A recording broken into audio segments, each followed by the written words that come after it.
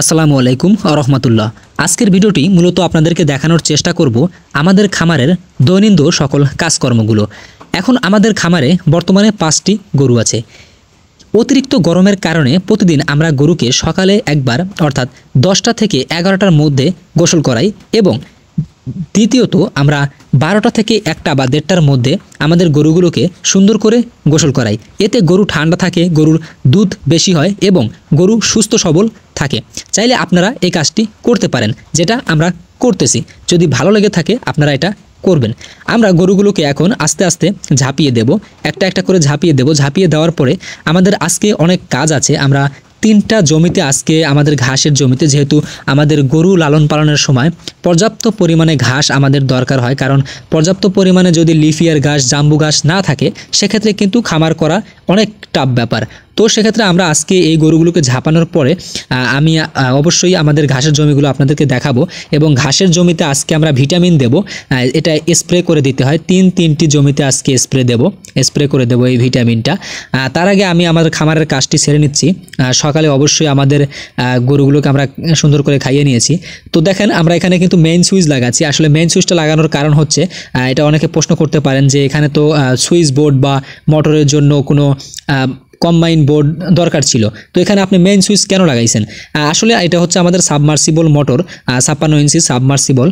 আসলে আমি এর আগে অনেক বোর্ড লাগিয়েছি, অনেক সুইচ লাগিয়েছি, আসলে কিছুদিন পরেই নষ্ট হয়ে যায় বা পুড়ে যায়, অনেক ঝামেলা হয়। সেজন্য আমি আপনাদেরকে দেখাচ্ছি যে এই যে আমি যে একটা মেইন সুইচ ব্যবহার করতেছি এখানে, এই মেইন সুইচটা ব্যবহারের ফলে এখানে আমাদের কোনো ধরনের কোনো বৈদ্যুতিক সমস্যা বা প্রায় 1 বছর হয়ে গেল এই মেইন সুইচটা আমি এখানে লাগাইছি, এ পর্যন্ত কোনো সমস্যা দেয়নি। আলহামদুলিল্লাহ মোটামুটি ভালো আছে।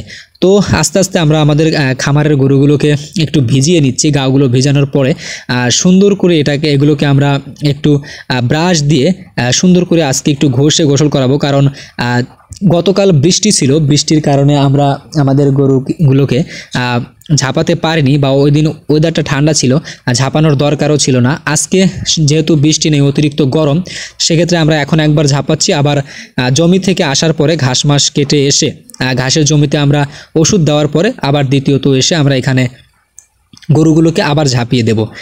তো দেখুন বৃষ্টির মতো আমি পানি দেই, প্রতিদিন এইভাবে আমি বৃষ্টির মতো উপর থেকে পানি দেই, যেন আমাদের গরুগুলো অনেক সুস্থ থাকে, ভালো থাকে। চাইলে আপনারা এই কাজটি প্রতিদিনই করতে পারেন। দেখেন এখন আস্তে আস্তে গরুগুলোকে একটু সুন্দর করে আমি ঘষে দিচ্ছি। গতকাল না গোসল করার কারণে দেখেন গায়ে কি ময়লা হয়েছে, প্রচুর ময়লা হয়ে গেছে। সেজন্যই আজকে এই কাজটি করতেছি, একটু ভালো করে দেই। যদি এখন যেহেতু ওয়েদারটা খারাপ যাচ্ছে, এই গরম হচ্ছে, আবার একটু পরেই বৃষ্টি নামতেছে, তো চাইলে আপনারা যেদিন বৃষ্টি নামে, যদি ওয়েদারটা ঠান্ডা থাকে, সেদিন কিন্তু আপনারা গরুগুলোকে না ঝাঁপাতেও পারেন বা গোসল নাও করাতে পারেন। বর্তমানে আজকে ওয়েদারটা একটু গরম ছিল, শক্তপোক্তই গরম ছিল, সেজন্য আমরা এই যে আমাদের গাভী গরুগুলোকে সুন্দর করে একটু ঝাঁপিয়ে নিচ্ছি। ঘষার পরে আমি আরেকটা বারের জন্য মোটর চালিয়ে আবার ঝাঁপিয়ে নেব। তো সেক্ষেত্রে দেখা যাচ্ছে আমাদের এই গরুর বাটটা একটু কেটে গেছে, এখানে একটু ওষুধের ব্যবস্থা করতে হবে। আমি দেখলাম যে এখানে বাট দিয়ে রক্ত বের হচ্ছে। আসলে আপনাদেরকে দেখানোর চেষ্টা করলাম কিন্তু পারলাম না, গরুটা একটু নড়াচড়া করে বেশি, সেক্ষেত্রে আমরা একটু দূরে থেকে দেখানোর চেষ্টা করছি। 5টা গরু আছে এখানে, 2টা আছে হচ্ছে ষাঁড় গরু, 3টা ষাঁড় গরু আর 2টা হচ্ছে বকনা। তো আরেকবার আমি একটু ঝাঁপিয়ে নেই, আপনারা দেখুন একেবারে ঠান্ডাভাবে, সুস্থভাবে, যেন যতক্ষণ পর্যন্ত গাটা ঠান্ডা না হয় ততক্ষণ পর্যন্ত কিন্তু আপনারা চাইলে ঝাঁপাতে পারেন। আর গরুর মাথায় পানি দেওয়ার চেষ্টা করবেন, শরীরের চেয়ে মাথায় পানি দিলে কিন্তু অবশ্যই আপনার গরুগুলো সুস্থ থাকবে, ভালো থাকবে। আর ষাঁড় গরু যেটা একটু দূর থেকেই পানি দিবেন, ওরা আবার মাথা ঝাঁকি দেয়, ঝাঁকি দেওয়ার সাথে সাথে কিন্তু আপনার চোখে বা মুখে লাগতে পারে, সেজন্য একটু দূর থেকে পানি দেওয়ার চেষ্টা করবেন, যেন কোনো ধরনের কোনো প্রবলেম ফেস না করতে হয়।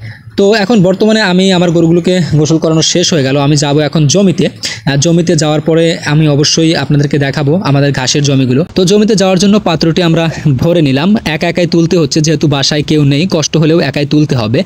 রওনা হলাম আমরা। ওষুধগুলো আমি আগে থেকেই একটা বালতিতে আমরা গুলিয়ে রেখেছিলাম, সেহেতু আর পরবর্তীতে কষ্ট হবে না। তো জমিতে যাওয়ার পথেই ছোট ভাই দেখি টিলার চালাচ্ছে, জমি চাষ করতেছে। বললাম দাও আমাকে, আমি একটু চাষ করি। বলে ভাইয়া পারবেন তো? হ্যাঁ আমি পারবো, আমার অভিজ্ঞতা যেহেতু আগে থেকেই ছিল। আমি ওকে বললাম যে আমার গাড়ি চালানো টিলার চালানো অভিজ্ঞতা আছে, তুমি দাও, ভয় পেও না। তারপরে ও বলছিল নতুন ইঞ্জিন ভাইয়া একটু হার্ড হবে, পারবেন তো? বললাম হ্যাঁ। যাই হোক চালানোর সময় ও দেখছিল যে না মোটামুটি ভালোই চালাচ্ছি, ও আমার সাথেই ছিল। তো চাষ করার পরে 2-3 লাইন আমরা চাষ করলাম, জমি চাষ করলাম, করার পরে দেখুন অনেক ভালো চাষ হচ্ছে। আর আমারও অনেক ভালো লাগছে যে অনেক দিন পরে আসলে গাড়িটা চালাচ্ছি বা জমি চাষ করতেছি, বা নিজের জমি হোক আর অন্যের জমি হোক, এই ধরনের চাষ করতে কিন্তু যখন কৃষকরা জমি চাষ করে একটি নতুন ফসলের জন্য, তখন কিন্তু অনেক ভালো লাগে। এখানে মূলত ঘাসের জমি, আসলে ঘাসই চাষ করা হবে ইনশাল্লাহ। আমরা চাষ করার পরে চলে আসলাম আমাদের জমিতে, দেখলাম অনেক বড় বড় ঘাস হয়েছে।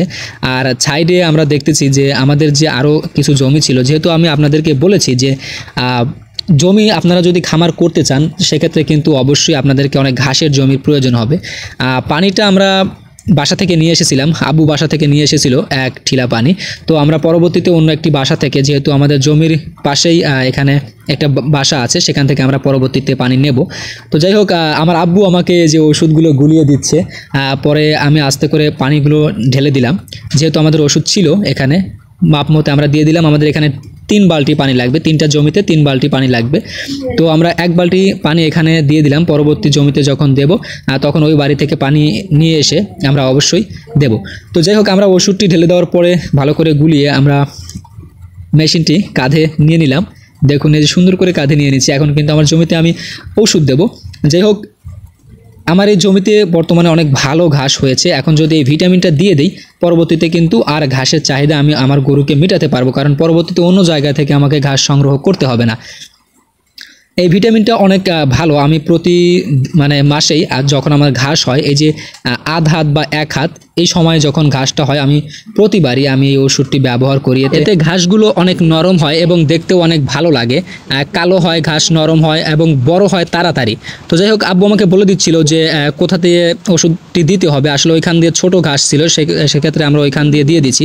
আর ওই সাইডে যেহেতু বড় ঘাস আমাদের গরুর জন্য প্রতিদিন কাটতে হচ্ছে, প্রতিদিন 5 থেকে 6 বোঝা গরুর জন্য ঘাস কাটতে হয় আমাদের, সেক্ষেত্রে আমরা এখান দিয়ে দিচ্ছি।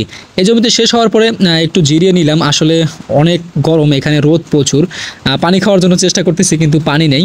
পরবর্তীতে আবার অন্য একটি জমিতে, এই জমিতে দেওয়ার পরে আমি আমাদের আরেকটি জমিতে যাব, ওখানে হচ্ছে জাম্বু ঘাস। তো এই জাম্বু ঘাসে আমরা দেব, যেহেতু আমাদের খামারের জন্য সব ঘাসই প্রয়োজন হয়, লিফিয়ার, জাম্বু বা ভুট্টার সময় ভুট্টা, সব ধরনের ঘাসই আমরা এখান থেকে পাই।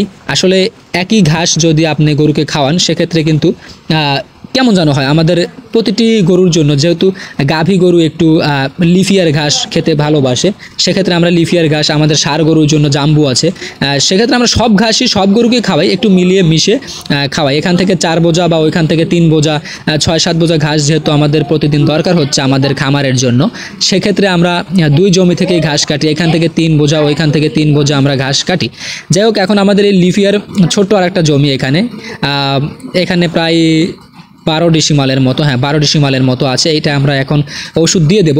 তো ভালো করে ওষুধটি ডাইলেশন করে নিচ্ছি, যেহেতু হাতে কোনো গ্লোভস নেই সেক্ষেত্রে আমরা হাত দিয়ে নাড়াচাড়া করতেছি না। যাই হোক এখনও আমার হয়তো পাত্রটি একাই তুলতে হবে, কারণ এখানেও কোনো লোক নেই যে তাকে দিয়ে তুলে নেব। একটু কষ্ট হচ্ছে যেহেতু আমার পাশে কোনো লোক নেই সেরকম। যাই হোক কষ্ট হলেও তুলতেই হবে, কারণ আজকেই রোদ উঠেছে। কারণ এই ওষুধটা 2-3 ঘন্টা পরেই রিয়াকশন শেষ হয়ে যায় বা 2-3 ঘন্টার মধ্যেই কাজ করে। সেক্ষেত্রে যদি একটু পরে বৃষ্টিও নামে কোনো সমস্যা নাই। যদি 2-3 ঘন্টা, ইনশাল্লাহ যদি 2-3 ঘন্টা বৃষ্টি না নামে আমাদের ঘাসগুলোতে ওষুধটি কাজে লেগে যাবে। যেহেতু আজকে রোদ উঠেছে সেক্ষেত্রে আমরা আজকেই দিয়ে দিচ্ছি আমাদের এই ওষুধটি। 2-3 ঘন্টা পরে ইনশাল্লাহ যদি বৃষ্টিও নামে কোনো সমস্যা নেই। যেহেতু ওয়েদার খারাপ, বৃষ্টি নামতেও পারে, বর্তমানে ওয়েদার খারাপ, এই আকাশে বৃষ্টি নামতেছে আবার এই রোদ উঠতেছে।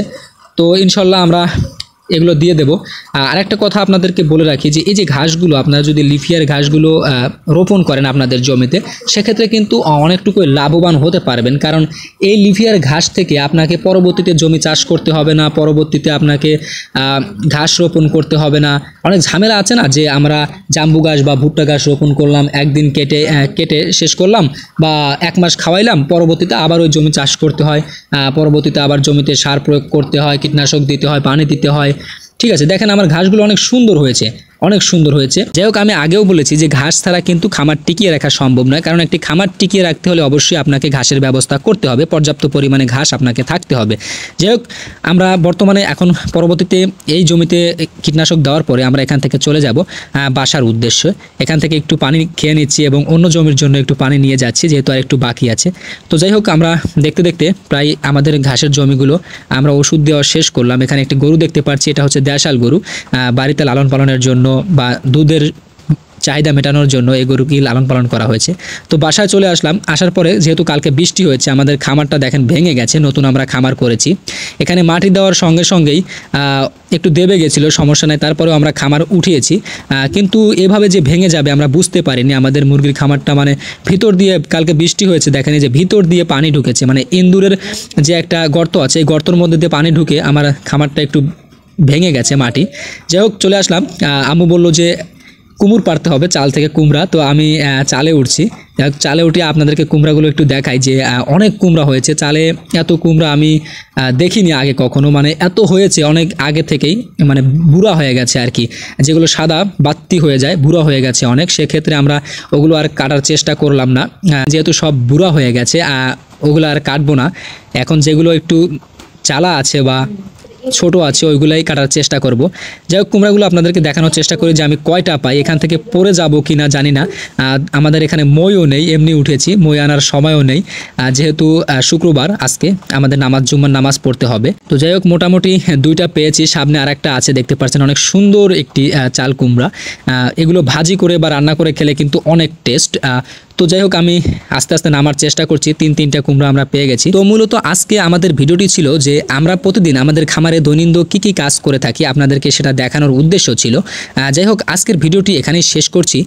ভিডিওটি কেমন লাগলো অবশ্যই কমেন্টে জানাবেন। পরবর্তী ভিডিও পেতে অবশ্যই চ্যানেলটি সাবস্ক্রাইব করে রাখবেন। তো আজকের এই কার্যক্রমগুলো আপনাদের কাছে কেমন লাগলো অবশ্যই আপনার মূল্যবান মন্তব্যটি কমেন্টে জানিয়ে যাবেন। তো এ পর্যন্ত সবাই ভালো থাকুন, সুস্থ থাকুন, আল্লাহ হাফেজ।